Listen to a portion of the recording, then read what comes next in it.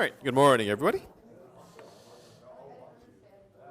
So just a quick announcement. There is a little pre-lab reading that you can, for you to do before your lab this week. So if you go to the announcements, there's a little link here that takes you to the pre-lab reading. Should take you about 10 minutes to read, 10 or 15 minutes, maybe something like that. It would be useful if you have a lab this afternoon to spend a few minutes reading it before you get to the lab. You could read it in the lab as well, so it's not a big deal if you don't have time to do it before lab. But if you can get it done before lab, that'd be a good idea. It's the same pre-lab reading for all three lab sections.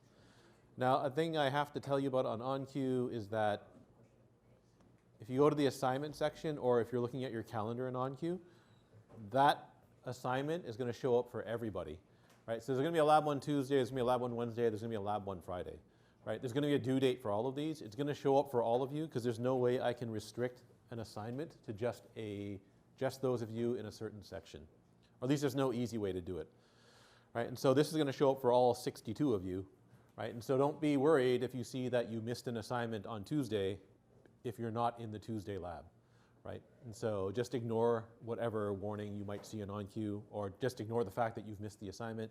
You're going to get a different, you'll have another assignment to do, or you'll have an assignment that's specific to your lab section.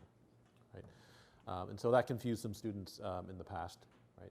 Oh no, I didn't do the lab, I didn't hand in this assignment. Well, your lab's not till Friday. Right? And so don't worry about that. Right? It's just the way that OnQ works. Similarly, when your grades get calculated, there's no way for OnQ to know that only the Tuesday students should get the Tuesday lab. And so you're going to be missing all sorts of grades when you look at your grade book at the end of the course. Right? Again, if you're not in the Tuesday lab, you don't care. Right? You're just looking at the grades in your particular column. Also, your calculated mark in OnQ will be wrong because if you're in the Friday lab, you're missing the Tuesday and the Wednesday assignments. It's just the way that OnQ works. It wasn't really designed to handle these multi-section courses. Okay, so I'm just going to quickly finish off the last slide in the previous lecture. So we were talking about strings. There's lots of methods in the string class. One of them is the replace method. Replace lets you replace a character in a string. If you want to, you can replace a substring with another substring. Right? The substrings don't have to be the same length. Right? But it does exactly what you think it'll do. Right? So if I start out with the string sparring with a purple porpoise, right? And I replace all the P characters with T characters. Let me actually do this like this. Right? If I replace all the P characters with the T characters, right, and call the replace method, right, then the string T will be starring with a turtle tortoise. Right? If you want to replace a substring, right, then you can do that as well. So if you start out with hi-ho, it's off to work we go, right, and replace all the hi-hos with oh no's, right, you get oh no, it's off to work we go. Right? Again, that string does not have to be the same length as that string. Right? And that's the replace method. There are other methods as well. You just go look at the string class to see what other methods there are. Right? I don't know how much you'll be using strings in this course, given that this is an engineering course as opposed to a computing science course. Right? For the most part, for our purposes, you'll just be using strings to print stuff out. Right? All right. Any questions about strings in Java? All right, so the next lecture is on floating point numbers and how they're actually represented on your computer. So this should take one lecture. I don't want to spend a ton of time doing this, although you could have an entire course studying how floating point works. Right? In fact, back in the past, people actually got PhD degrees working out how to do this. Right? Now everybody just takes it for granted. So the types float and double. Those are your two types that you would use if you want to use numbers that look like real numbers in Java. Right? Double holds a wider range than float. Right? So float is 32 bits, double 64 bits. Right? They are similar to the floating point types in C, with the exception that C doesn't actually say how big these types are, right? Or what representation they have. However, in both languages, they occupy a fixed and finite amount of memory, right? So again, same issue as with ints, right? Finite amount of memory, and it's fixed. So every double value in Java has 64 bits. right? That means you have the same limitations that ints have, right? There's a minimum value that you can represent, there's a maximum value, right? And obviously you can't represent every real number. Right? In fact, you cannot exactly represent almost every real number in a programming language. Right? So if you write down something like 0.1 plus 0.1 plus 0.1, right? Those numbers look small in magnitude, right? It looks like you ought to be able to represent those exactly. If you ask Java, is the value of x equal to 0.3, you get false, right? And of course, you shouldn't believe me. You can always write a little program here to do so, right? So there's 0.1 plus 0.1 plus 0.1, right? And then I ask it, is x equal to 0.3, and I print out the result. And if you run that, you get false, right? So it's not equal to 0.1. Sorry, 0.1 plus 0.1 is not equal to 0.3 as far as the language is concerned. This is true in most desktop implementations of C as well. Right, so here's a little program that actually tries to print out all the digits in these numbers. Right? So if 0.1 plus 0.1 is not equal to 0.3, the question is, well, what is it equal to? Right? And so this little program here uses this class called Big Decimal. So this is in java.math. Big Decimal is arbitrary precision floating point number. So you can specify the number of digits that are used in a big decimal object. Right? So the way this works is I'm going to take the number 0.1 and pass it to this method called allDigits. Right? So allDigits takes the value and makes a big decimal object out of that value. So I think this is 128 bits here when you do this. I don't remember off the top of my head, right? But it's more than what you get with double. Right? And then I'm going to ask that big decimal number, right? What is the string representation of that number? And then I'm going to print it out. So I'm going to do that with 0.1. I'm going to do that with 0.1 and plus 0.1, and then 0.1 plus 0.1 plus 0.1, and so on and so on and so forth. Right? And so there's the program that does that. Right? And if you run that, right, you see that 0.1 is not exactly 0.1. Right? It's 0.1, a whole bunch of zeros, and then some other digits. But it's not 0.1. Similarly, 0.2 is not 0.2, right? It's, sorry, 0.2, bunch of zeros, and then some other digits, right? And obviously the same is true for 0.3, right, and 0.4. Now, interestingly enough, 0.5 does in fact appear to be exactly 0.5, right? And what's the last thing that's printed? Oh, so what is 0.3? Right? So if you ask Big Decimal what is 0.3, right, it tells you it's actually that, right? It's 0.29 and a bunch of nines, right, and a bunch of other digits. So that number is clearly not equal to that number there, right, which is 0.1 plus 0.1 plus 0.1. Right? And so you can see from this little program here that even numbers like 0.1, which look like you ought to be able to write them down exactly, they have no exact representation on, they have no, the representation of 0.1 on your computer is not exactly 0.1. Right? Now you have to be a little bit careful with that output there. So it's slightly misleading, right? That program there makes you think that a double has many, many, many digits of precision, right? And that's not true, right? And so a double has roughly between 15 and 17 significant digits when you express the value as a base 10 number, right? So in the way we normally write down numbers, right? That program prints out many, many more digits than 17, right? And so what's actually happening here is that when you take a number like 0.1 and you give it to Big Decimal, right? Big Decimal takes the 0.1, right, and converts it to the nearest double value that it can represent, right? Now double in Java is in base 2, it's binary. Right? So it takes the base 10 number, converts it to binary, right? And it turns out it's that conversion that causes the problem, that causes your value of 0.1 to be not exactly 0.1. Right? Now, when you ask it to print it out, it has to convert that binary value back to base 10 to print it out. Right? And so what it's actually printing out is the result of converting that base 2 value back to base 10. Right? It's not telling you how many digits of significance were actually in the original number. right? It's just telling you what is the result when I actually convert this sequence of bits back to base 10. Right, so that's useful to remember in many cases if you do any scientific programming. Right, you've got roughly 15 to 17 significant digits to work with. Okay, so the way that floating point numbers work in Java and in C, well, in most implementations of C, is that it uses this thing called the IEEE 754 standard. Right, so IEEE is the, I forget what it is. I forget what the institute. It's the Institute of Electrical Engineering. It's I can't remember. Right. If you do any work in graduate school in electrical engineering, you'll be publishing in journals written by that or published by this organization here. Right. So they laid down a set of standards that document exactly how floating point numbers should work if you follow this standard here. So most modern CPUs use this standard. Right. So certainly any desktop computer that you'd use, probably all your cell phones are all using this standard for floating point math. Now, the standard is very long, it's very detailed, it goes into great gory detail on exactly how all these operations should work.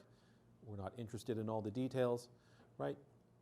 But we are interested in how these numbers are represented on your computer. And so what you need to know is that all floating point numbers on your computer have that form, right? So it's plus or minus, right? Some integer value s, right? S is called the significand, times 2 raised to some integer exponent e, right? So that's an integer, right? E is an integer, right? Everything's binary on your computer, so it's raised to, so that exponent e affects, the base of the exponent is always 2, right? So why is 0.1 really 0.10000 something, right? So the reason is because you can't take 0.1, which is the base 10 number, and represent it exactly like as a base 2 number like that, right? So can you prove this? It turns out the proof is relatively straightforward, right? So you just do this by proof by contradiction, right? So I'm going to assume that I can find some integer s and some integer e such that that equation is true, right? Now, in this particular case, e has to be negative, right? Because s is an integer, right? And this value here is less than 1, right? So if s is an integer, 2 to the e must be smaller than 1 so that I can get the value 0.1 on the right-hand side. Right. Okay, so now you just do a little bit of arithmetic. Right. So I'm going to multiply by 10 so I can get rid of the decimal point on this side. Right.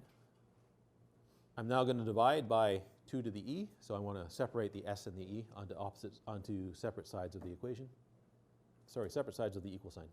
Right, so 10 to the s is equal to 1 over 2 to the e. Right, now remember e is negative. Right, well, it doesn't matter that e is negative, right? So over here, I can write 1 over 2 to the e as just 2 to the minus e. Right, now the fact that e is negative is useful.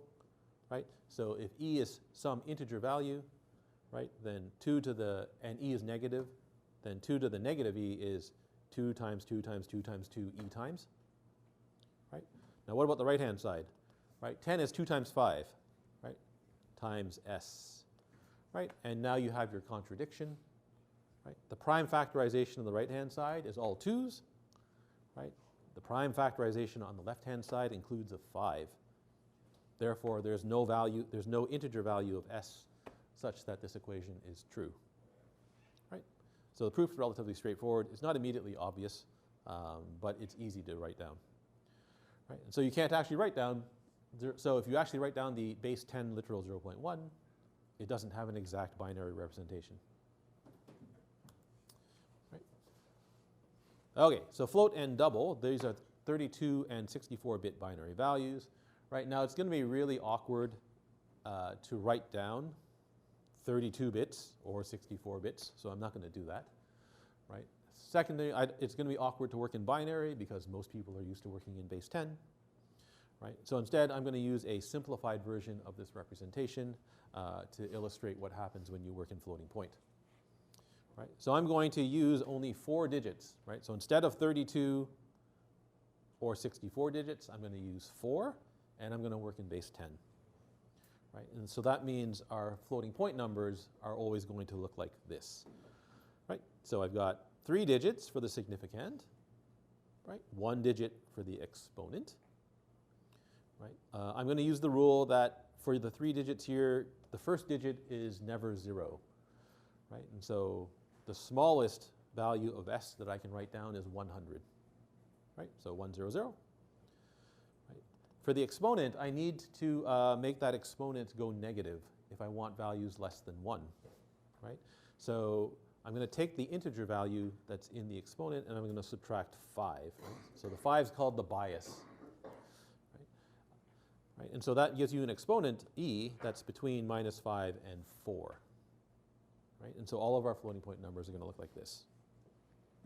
Right? Any questions so far? This should be relatively straightforward. All right. So if you start to scribble out a bunch of floating point numbers, you end up with a table that looks like this. Right? So you ask yourself, what is the smallest, what is the magnitude of the smallest floating point number? Right? Well, the smallest significand is 100, right? Because I've got the rule that d1 must not be 0, right? So the smallest significand is 100. The smallest exponent is -5, right? And so the smallest positive floating point number that I can write down is 0.001, right? Anything smaller than that, I can't represent, right? So you ask yourself, well, okay, so what's the next largest floating point number, right? Well, that's 101. Times 10 to the -5, right? So its decimal value is 0.00101, right? And when you look at the difference between these two values, right, that's 10 to the -5, right? So that's fine. So you keep on going, right? 102, 103, and so on and so on and so forth, right? Eventually you get to 999 times 10 to the -5, right? And now you ask yourself, well, what's the next value? So that's 100 times 10 to the -4. Right, which is 0.01, right? The next value is 101 times 10 to the -4, which is 0.0101, right? Now notice the distance between these two numbers is now 10 to the -4, right? Which is different than the distance between these two numbers, right? So not only are there a finite number of double values, or sorry, of floating point values that we can represent, the spacing between them isn't even the same.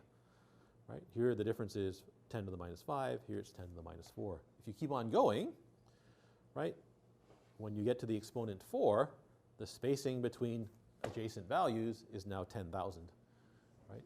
So I can't write down any number exactly between, what is that? That's 1 million? Yes, that's 1 million, right? And 1,010,000, right? There's no way to represent the values in between exactly. Right, so the distance between adjacent floating point values changes depending on the value of the exponent, right? And that distance is called the ULP, right? So that's unit in the last place is what it's short for, right? It's called unit in the last place because it's just the difference in the unit of the significand. Right? Oh, sorry, multiplied by the exponent, right? So the difference between here is just 1 times 10 to the -5. Right, the difference here, 1 times 10 to the -4. Right, you can actually get the value of an ULP in Java. Right, so in the math class, if you call the method ULP and pass in some double value, right, it tells you the distance to the next double value. Right, if you pass in a float, it tells you the distance to the next floating point value. Right.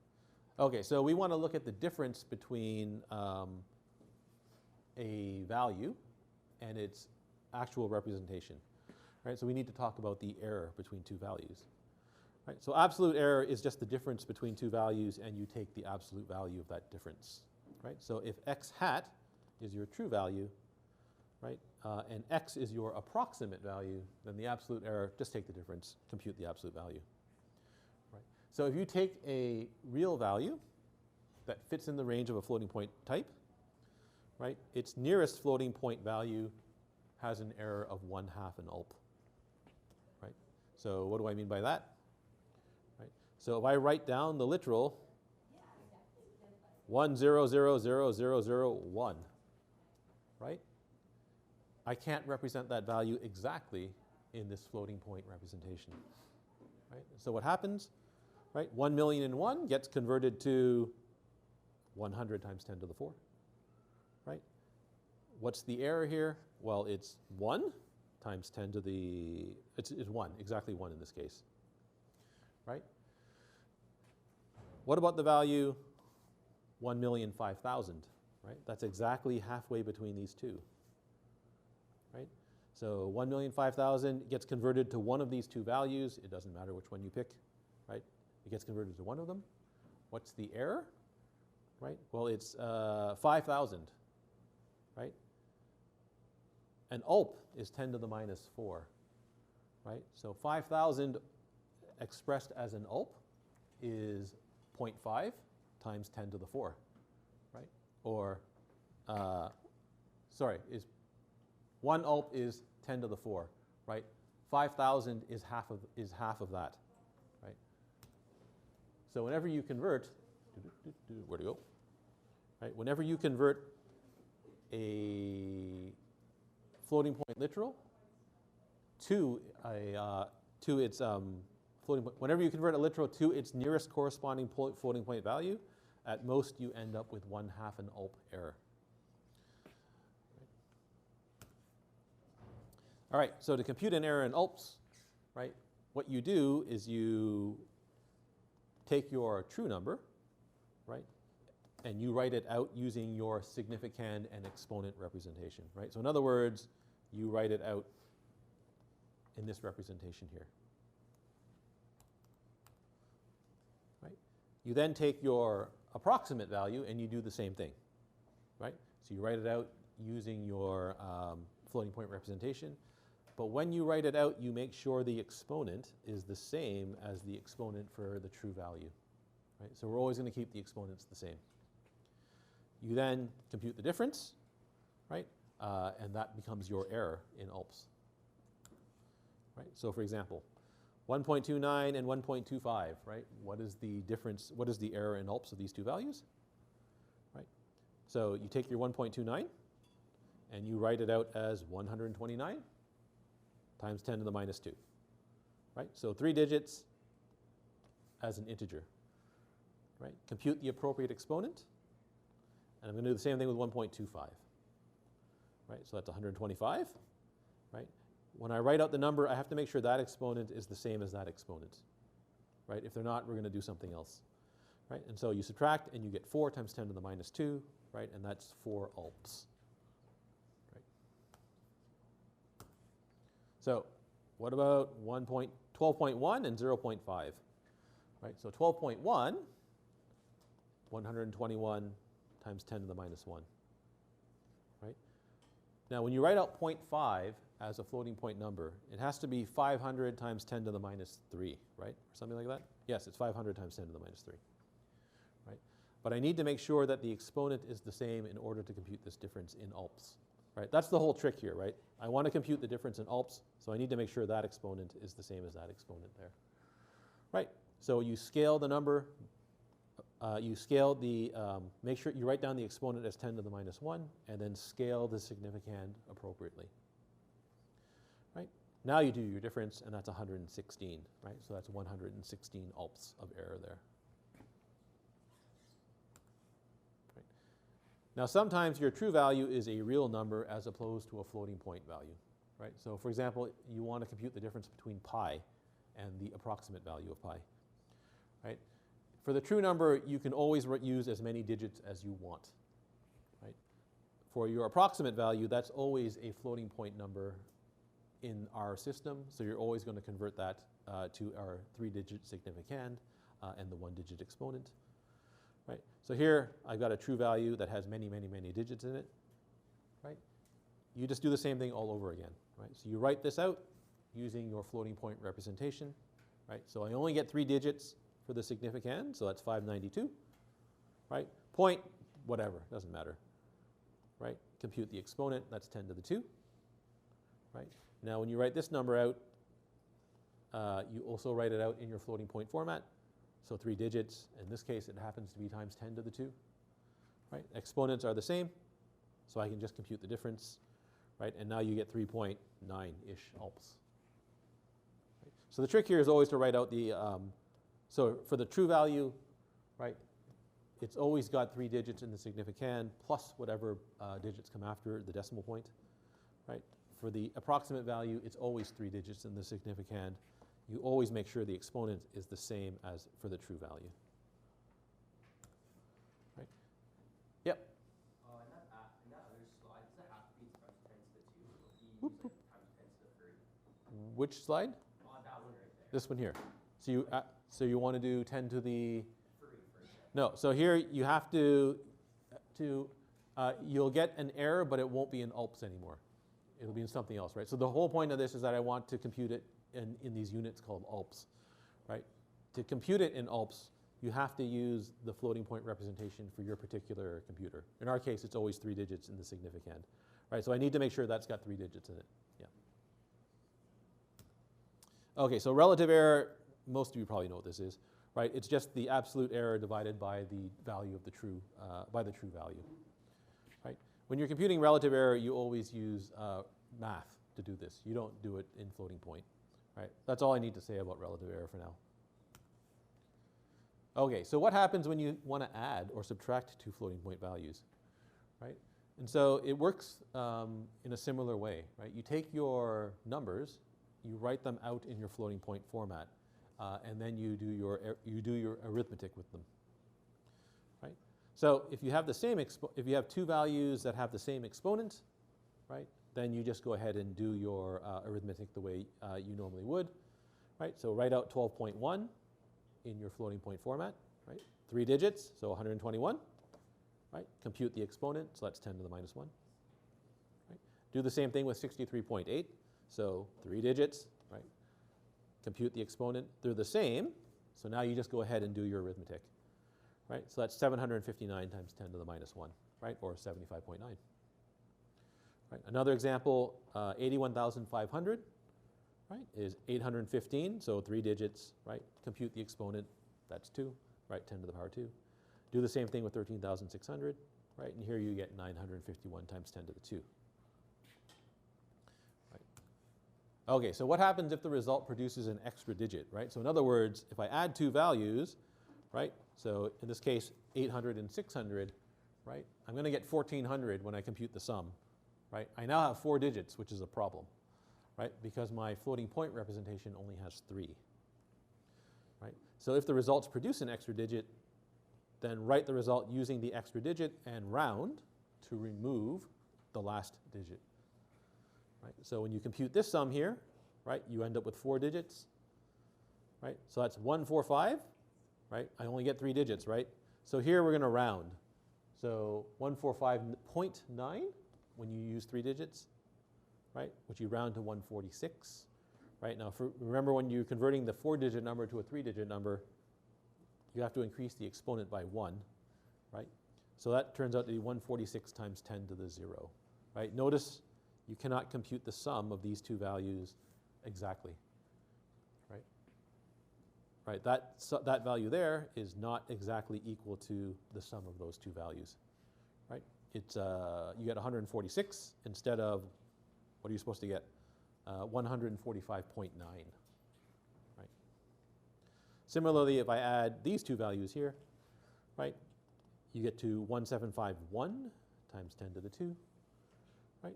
So make sure you write this out with 3 digits, so 175.1, round to get rid of the 0.1, and you get 175, right? Now times 10 to the 3.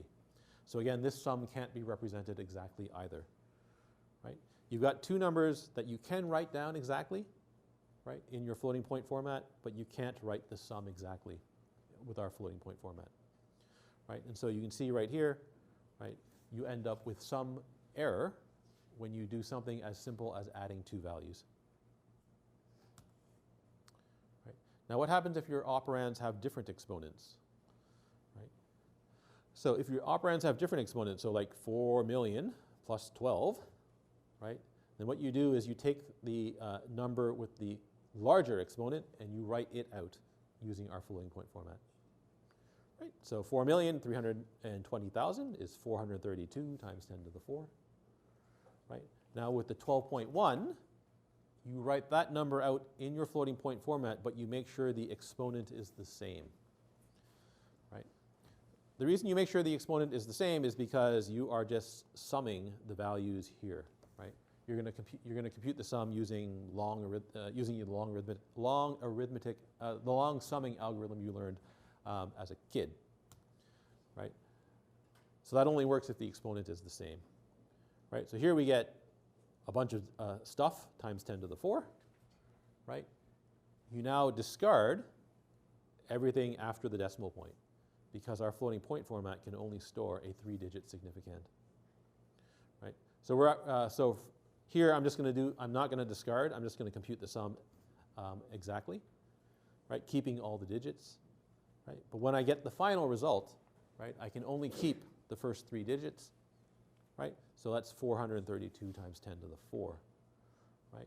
So notice that to compute this sum exactly, you need 8 digits of precision. We've only got 3 in our floating point format, right?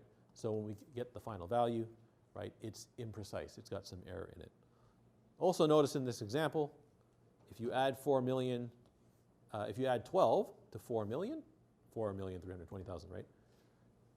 You just get back 4,320,000, right?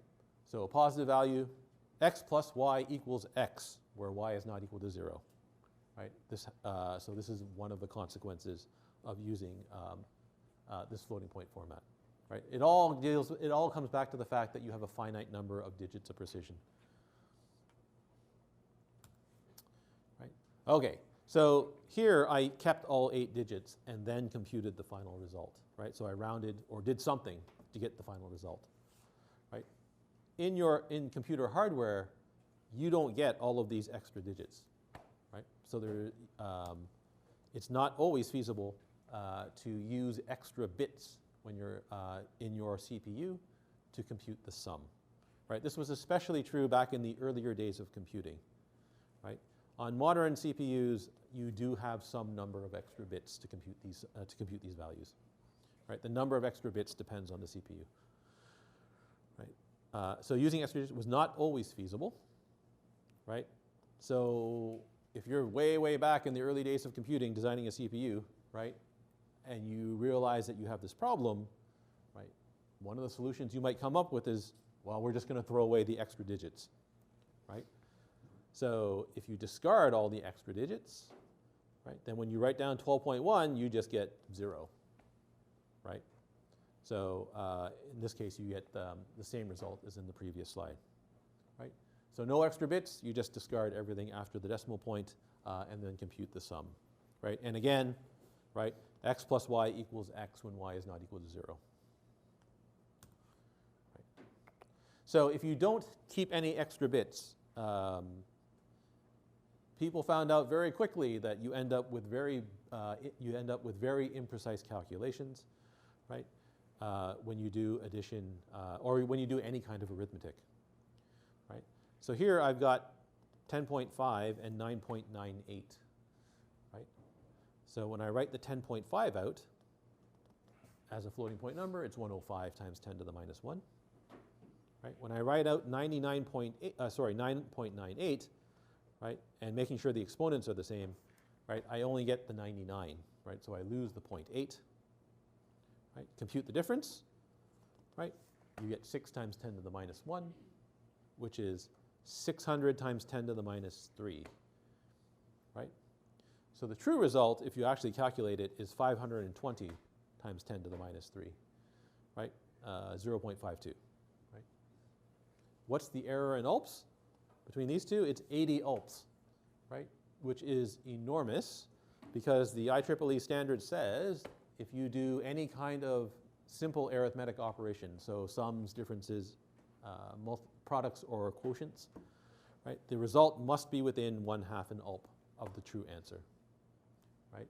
So here we're 80 ULPS off the true answer, so we're off by a factor of 160, right? More than 2 orders of magnitude, which is enormous, right? All right. Suppose you say, well, fine, right? Let's use 1 extra digit, right? So if you use an extra digit, all of the extra digits are called guard digits, right? You can use 1, you can use 2, right? I don't know how many a modern CPU uses. I don't know how many extra bits it has, but it does have extra bits. Right? So if you use 1 guard digit, the results improve considerably, right? So now, when I write out my number, right, I still use 3 digits in the significand, but now I get 1 digit after the decimal point, right? And I'm allowed to carry this digit through until I get to the final result, when I convert the final result back to 3 digits. Right? So now when you do this, you get 105.0 and 99.8. Right? That gets you to 5.2 times 10 to the minus 1. Right? I'm now allowed to carry any digits I have in this number over to the 3-digit representation. Right? So that lets me get to 520 times 10 to the minus 3, which in this case matches the true result. Right? So I'm able to compute the difference in these two values with no error. Right? Now, a single guard digit isn't enough. Right? It turns out that 1's not enough to guarantee 1/2 an ULP error, right, when you're doing addition or subtraction. Right? So for example, 110 minus 8.59. Right? I get 1 guard digit, so it's 110.0. Right? The 8.5, I still have a problem, right? Because I have to make sure this exponent is the same as this exponent. So I can write 8.5 or 8.6, right? It doesn't matter how you treat this this extra digit, right? So if you say that you only get to keep that extra digit, you don't get to do any rounding, it's 8.5, right? If you say, well, you can round if you have to, that becomes 8.6, right? It's not a big deal either way. When you compute the difference, right, it's 101.5. That's got 4 digits in it, so I have to lose that digit somehow. I'm going to round, so I'm going to try to turn this into the best case calculation, and you get 102 times 10 to the 0. Right? The true value, 101.41. Right? And so your error is almost 0.6 of an ULP, which is greater than 1/2 ULP. Right? And so if you're doing this in base 10, you need at least 2 guard digits to guarantee that addition and subtraction works to within 1/2 an ULP an error. All right. When you subtract 2 values, you end up with strange things happening. Right? So when you subtract 2 similar floating point values, you end up with a phenomenon called cancellation or loss of significance. Right? Now this is just the nature of subtraction. Right? So imagine I get 10 digits in my number. Right? So I'm going to do that number, and I'm going to use y. So y is 1 less than x. Right? When you do the subtraction, right, you end up with 1 times 10 to the 0. Right? When you convert that back to our 10-digit floating point format, right, it's 1 times 10 to the minus 9. Right? And so you went from 2 numbers that had 10 digits of precision, right? Now you only have 1 significant digit in the answer. Right? So subtraction always results in a loss of significance. That's the nature of in the loss of significant digits. Right? That's just the nature of subtraction. And so this phenomenon is called cancellation, right? Because the leftmost digits of the number, right? So the digits that were here, right? They all become zeros, right? So the digits on the left-hand side of the number, those are called your high-order digits or your most significant digits, right? Because they contribute most to the magnitude of the number. Right? They all cancel one another out, leaving only the low-order digits or the least significant digits. Right? Those are the numbers that contribute least to the original number. Right? Now, if the 2 values that you're working with, they have no error in them, right? So in other words, you can write them down exactly, right? Then this is just subtraction, right? So this is called benign cancellation, right? It's cancellation, yes, but it's supposed to happen. There's something called catastrophic cancellation, right? And so what you have to remember is when you're working with floating point values, there's almost always error in the numbers, right? Either you've converted a number, you've taken a number that you can't represent exactly in your floating point format, right? Or you've computed some result and now you're using the computed result in a difference, right? So if this is the situation you're in, you can run into this problem called catastrophic cancellation, right? So here I'm going to compute b squared minus 4ac, right? So there's the part under the square root of your quadratic equation,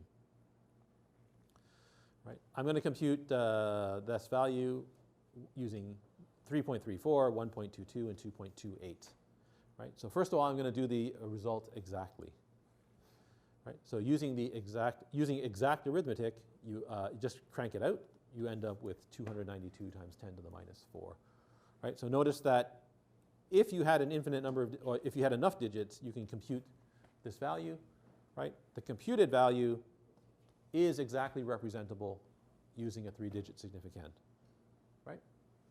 But in order to get to that value, I need extra digits here and here, right? Suppose you don't have those extra digits, right? So if I compute these using our floating point format, right, when I write out b squared, right, instead of 111,556, right, I end up with 112 times 10 to the minus 1, right? When I compute 4ac, instead of getting 111,264, I just get 111, right? Now when I compute the difference between that and that, right, it's 100 times 10 to the minus 3, right? So these digits here, 1, 0, 0, the exponent is minus 3. You go back and look at the correct result, 292, the exponent is minus 4. None of the digits are correct, right? So none of your computed digits are correct, right? Your order of magnitude is wrong, right? The digits in the computed significand are wrong, right? If you compute the error between the true result and the computed result, you get 708 ULPs of error, right? Which is much, much bigger than the 1/2 ULP error that you would be hoping to get, right? You still can't get 1/2 ULP error because there's multiple operations happening here, right? But you should be able to get much closer than 708, right? And so when you're subtracting two floating point values, right, that are close in magnitude, right, often the computed result is very wrong. So this is called catastrophic cancellation. This phenomenon is called catastrophic cancellation. Right? Very, very infrequently, right, you can avoid this problem. So if you're computing some sort of mathematical expression, it might be possible to take that mathematical expression and avoid the difference. Right? So in other words, you can transform whatever it is you're calculating, right, into a different form such that you're not subtracting significant quantities anymore, right? If you want to look in the notebooks at this, there's several examples in the notebook that show you can in fact avoid catastrophic cancellation and get results that are much closer to the true value, right? But the times that you can do this are very infrequent, right? You have to be computing some sort of mathematical expression that you can somehow rearrange into an equivalent expression that avoids the difference.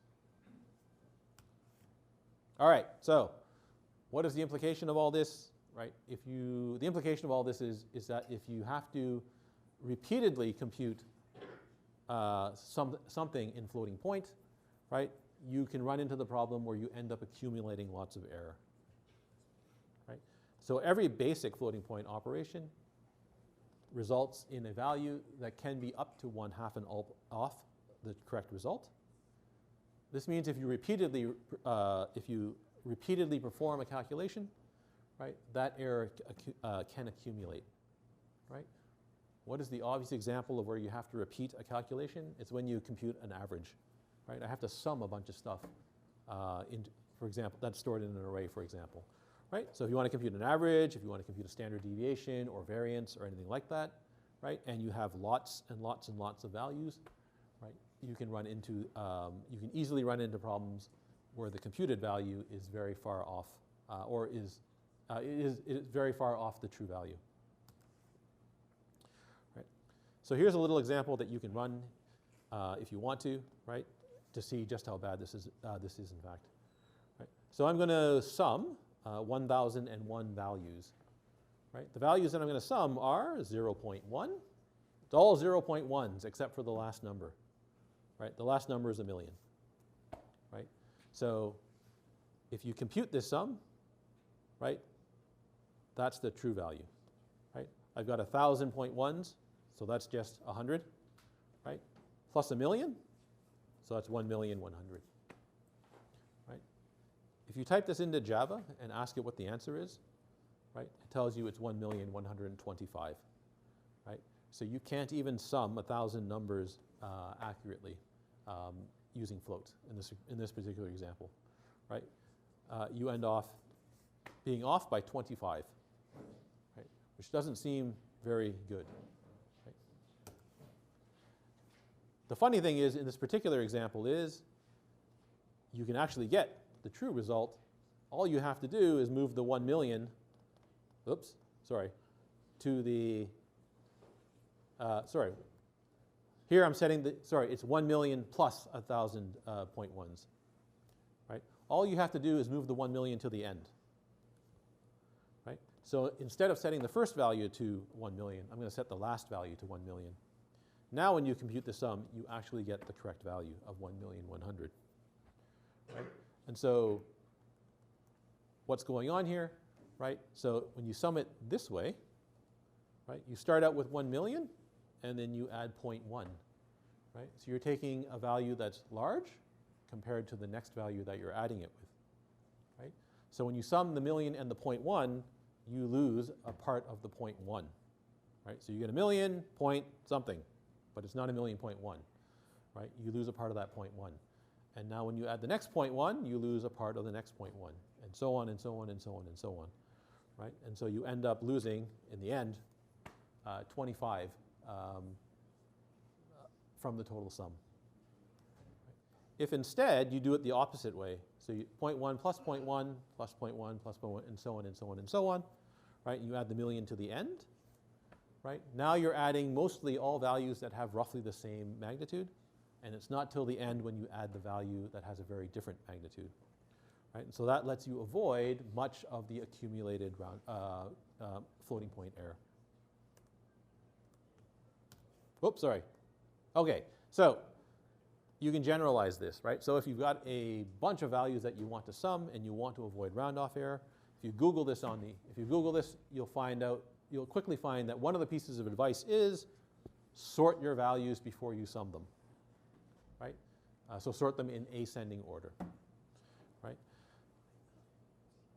The problem with this is that this is not really the way you want to do this if you don't have to, right? So number one, you have to sort the array or sort your list of values, right? So that changes the order of the values in your list or array, right? Which you may not want to do, right? The order might be significant for whatever it is you're computing. Sorting has complexity in big O n log n, right? So just to sort the list, right, I have to perform this n log n operation, and then I have to sum the values. So that's an extra O n work, right? To sum a list of values, I should just need to do O n work, right? And so it turns out that someone actually invented a way to compute the sum optimally without sorting. So the person's last name is Kahan. He's a Canadian computer scientist. He's also one of the architects behind the IEEE 754 standard. He has a Turing Award, mostly for work involving floating point numbers. Right? If you want to see that algorithm, you can look in the notebook. I'm not going to ask you about it, but it's there if you want to take a look at it. Right? Okay, so that's it for today. And that's all I'm going to say about floating point arithmetic in this course.